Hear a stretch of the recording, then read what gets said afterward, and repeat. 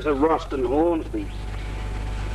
It was built in 1896. It's one of the first successful internal combustion engines which incorporates the Otto four-stroke cycle. The engine runs on virtually any type of fuel that is combustible. It'll even run on urine if you've had a hard night the night before. Anyway, at the moment it's driving a sawbench. I'm going to give you a demonstration now how the engine runs, the hit and miss government principle. And also its almighty power as far as sawing through large logs is concerned. So if you just forgive me for one moment, I'll start it up. I think all the controls are set properly. We're running it on a mixture of boat fuel and diesel at present. And it seems to run quite satisfactorily on that. It will run on pure diesel. It employs a collapsing magnetic field ignition system through a mechanical spark plug.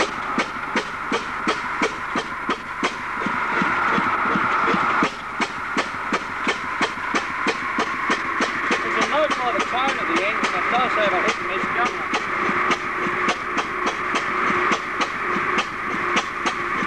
Now I'm going to demonstrate the power of the sawbench.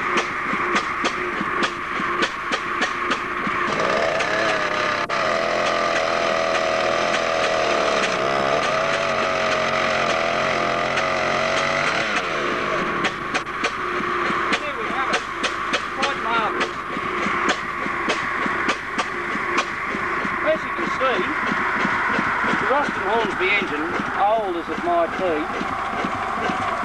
still not just a nostalgic piece of magnificent engineering architecture from a bygone era. It's also an almighty powerful machine as far as driving a saw that size is concerned, to cut through big logs like that. Marvellous.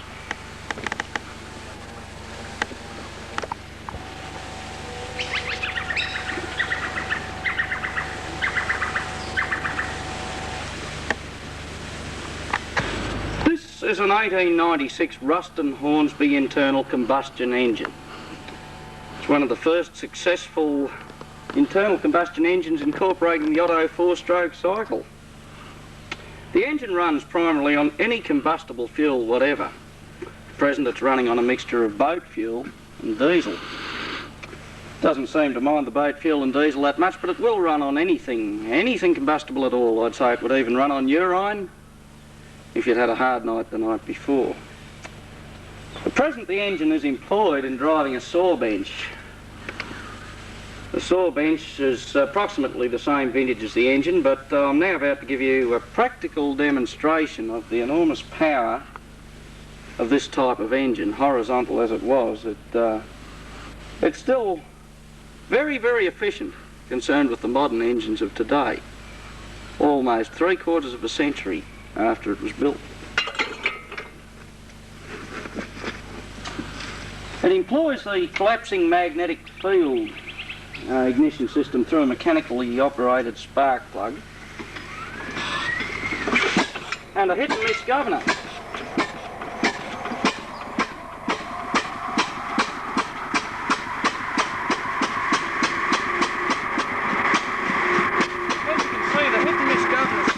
The engine will either fire or not after a little bit of adjustment. I'll now go and demonstrate the enormous power delivered from this engine by sliding through that log. That's the sawbench.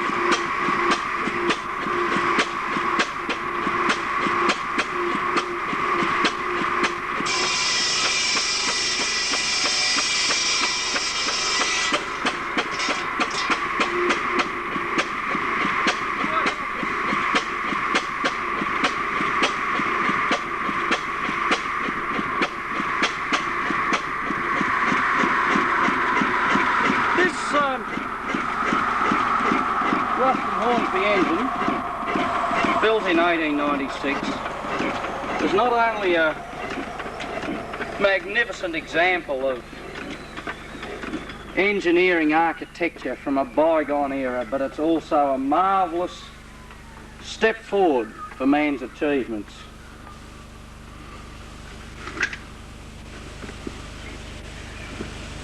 Thank you. I'm Professor John Seamus Lachlan O'Flaherty Kean, and I'm with Natural Phenomena Investigations.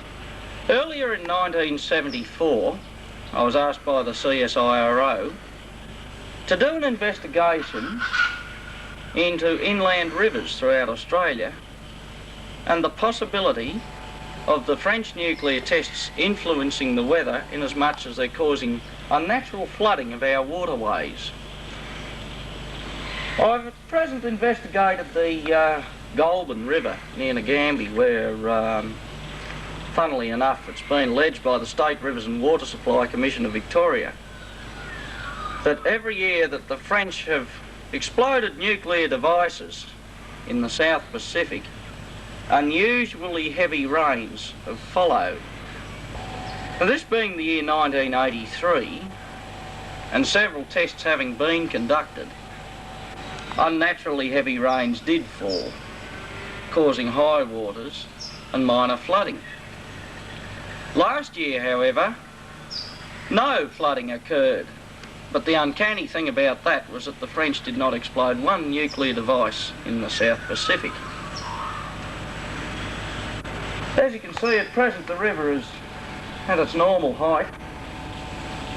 That's the way it should be all round. And as far as I believe,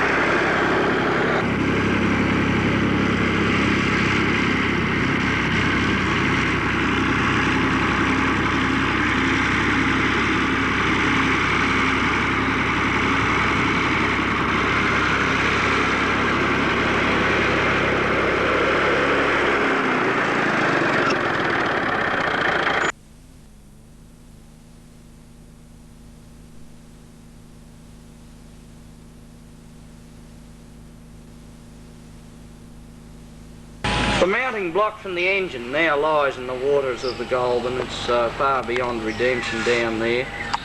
The shed had to be constructed elsewhere. Unfortunately, even though the dimensions are the same, the character, charm and elegance of the former shed cannot possibly be restored. There's an old log shed built back near the turn of the century, and it has now been reconstructed in cheap, welded weatherboards, galvanised iron, welded frames. Still, it serves the purpose. One day, if the present trend continues, that shed will end up like this. I know it's a shame, but what can one do? What do you go over? Do you make some contraption, fly it over there to France and bomb them off the face of the earth? Don't know what the answer is. I'd like to bring him out here and show him. Beside the point. This is only one of the many. If you follow me, I'll show you some more. The piano's a bit stuffed. Up here. Because all this automatic crap that I was stuck on it, and the electric motor here in place of the air engine, and the vacuum cleaner under there driving the bloody bellows and stuff up under here. And the vacuum cleaner hit them a bit hard and busted about 20 of the wires, and the rats are eating the bloody, off there. So half the notes don't work. There's drawing pins in the hammers too, which sort of wears them out, I suppose you'd say. But to put it in a nutshell, the piano's fucked. But I'll do asbestos. Asbestos I possibly can. Now Tracy, you'd going to dance, are you, or something? Yeah, all right.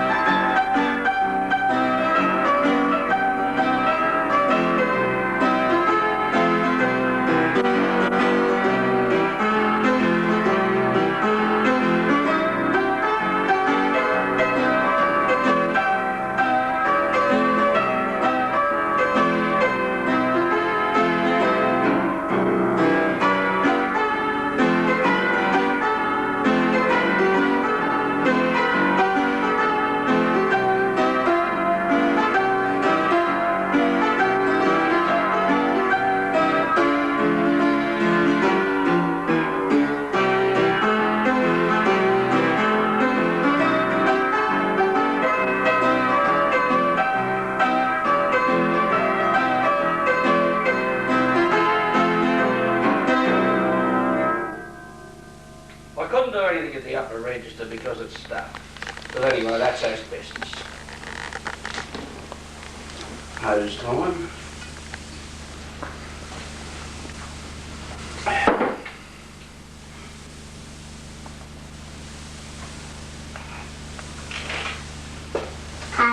Pardon.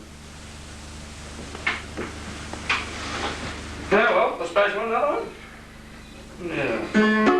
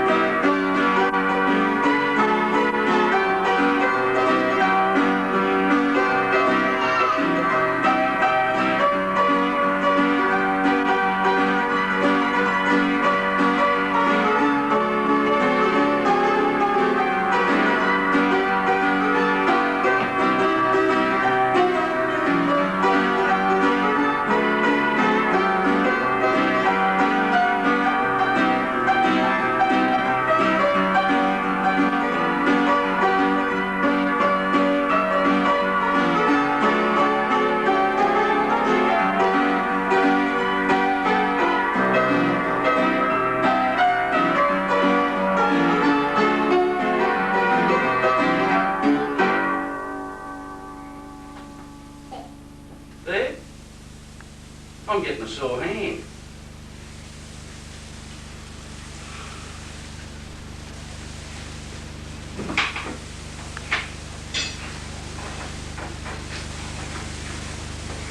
Yeah. Yeah. Pardon. Pardon.